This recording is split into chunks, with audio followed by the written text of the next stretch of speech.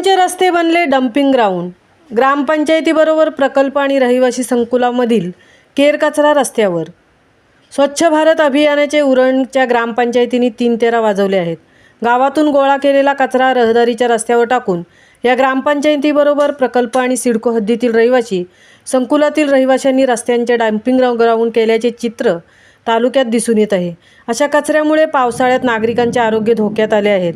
तरी उरण तहसीलदार डॉक्टर उद्धव कदम आणि उरण पंचायत समितीचे गट शिक्षणाधिकारी SP वाठारकर यांनी जनतेच्या आरोग्याशी निगडीत प्रश्नांवर ठोस उपाययोजना करण्यासाठी पुढाकार घ्यावे अशी मागणी जनमानसातून करण्यात येत आहे।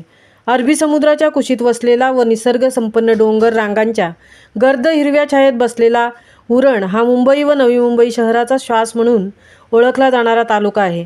मात्र या तालुक्यात असणाऱ्या ग्रामपंचायतीबरोबरच प्रकल्प आणि सिडको हद्दीतील रहिवासी संकुलातील कचरा रहदारीच्या रस्त्यावर टाकला जात आहे। त्यामुळे रस्त्यावरून मार्गक्रमण करणाऱ्या जनतेचा श्वास कोंडला गेला असून नाक मुठीत घेऊन प्रवास करावा लागत आहे। सध्या पावसाळ्यात मोठ्या प्रमाणात केर कचरा हा चिरनेर, कोपरोली, चिर्ले, दिघोडे, पिरवाडी, चारफाटा, द्रोणागिरी नोड तसेच तालुक्यातील इतर रस्त्यावर टाकला जात आहे। पावसाळ्यात कुजलेल्या कचऱ्यामुळे दुर्गंधी पसरत आहे। त्यामुळे या दुर्गंधीने साथीचे रोग पसरण्याचा धोका निर्माण झाला आहे।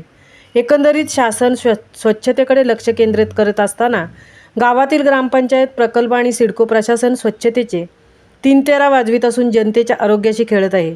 तसेच ग्राम स्वच्छतेसाठी आग्रही असणारे महसूल विभाग, पंचायत समिती प्रशासनसुद्धा या अस्वच्छ कारभाराला प्रतिबंध करीत नसल्याने जनतेत संताप व्यक्त होत आहे।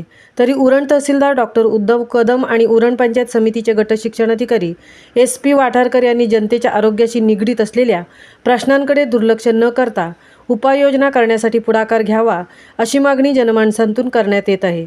रहिवाशांच्या रहदारीच्या रस्त्यावर मोठ्या प्रमाणात गाव परिसरातील तसेच सिडको संकुलातील प्रकल्पातील केर कचरा गोळा करून टाकला जात आहे।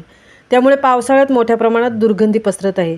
त्याचा परिणाम हा रहिवाशांच्या आरोग्यावर होत आहे। तरी स्थानिक ग्रामपंचायत, सिडको, तहसील, पंचायत समिती, रायगड जिल्हा परिषद आणि जिल्हाधिकारी यांनी सदर घटनेचे गांभीर्य ओळखून तालुक्यातील गोळा होणाऱ्या कचऱ्याची विल्हेवाट योग्य ठिकाणी लावण्यासाठी पुढाकार घ्यावा। शिवाजी ठाकूर, सामाजिक कार्यकर्ते, भेंडखळ। महामुंबईसह अनंत नारंगीकर, उरण।